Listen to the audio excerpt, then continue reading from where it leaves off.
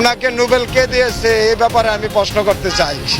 আমি ওনার মরণোত্তর ফাঁসিও চাইবো ইনশাআল্লাহ। আমরা মনে করেন না যে আমরা ছেড়ে দিব।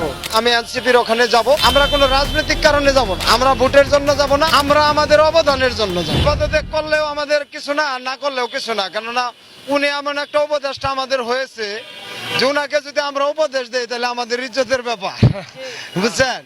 উনি দেখেন 10 মাসে কি করছে, ওনার কয়টা মামলা খালাস নিচ্ছে। ওনার 7টি মামলা ছিল, 666 কোটি টাকা শ্রমিকের অর্থ আত্মসাৎ একটা মামলা। এই মামলাটা উনি সুন্দরভাবে খালাস নিছেন। ওনার সব খালাস, এখন উনি অবসর নেবেন। উপদেষ্টা পদত্যাগ করে আল্লাহর রাস্তায় যাবো গা কই? ফ্রান্সের রাজধানী প্যারিসে। উনি কি 10 মাস নিজের টেয়া ব্যয় করে খাইছে?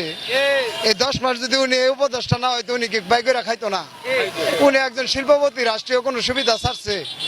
আমি রিক্সাওয়ালা ঘর ভাড়া দিয়ে থাকতে পারি না, মেট্রোর নিচে ঘুমাইতেছি, এই কথা কি উনি দেখবে? এগুলো আমাদেরকে কিস্তিতে একটা ব্যবস্থা করে দিচ্ছে যে ওনারা ব্যাংকের ঋণ নিচ্ছে 50 বছরে দিব, আমাকে কিস্তি দিছে সপ্তাহে 7 দিন পরে পরে দিব।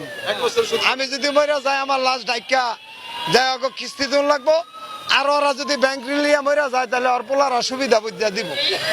এই যে সিস্টেম তৈরি করার পরে উনি গোটা বিশ্বের শান্তি আইনে আমাদের যে অশান্তিতে ফেলছে, এই অশান্তির কথাকে আপনারা দেশবাসীর কাছে তুলে ধরবেন। ওনাকে নোবেল কে দিয়েছে এই ব্যাপারে আমি প্রশ্ন করতে চাই।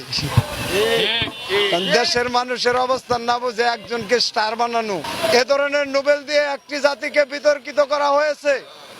আমাদেরকে একটি দেশের ভূখণ্ড থেকে বাদ দেওয়া হয়েছে।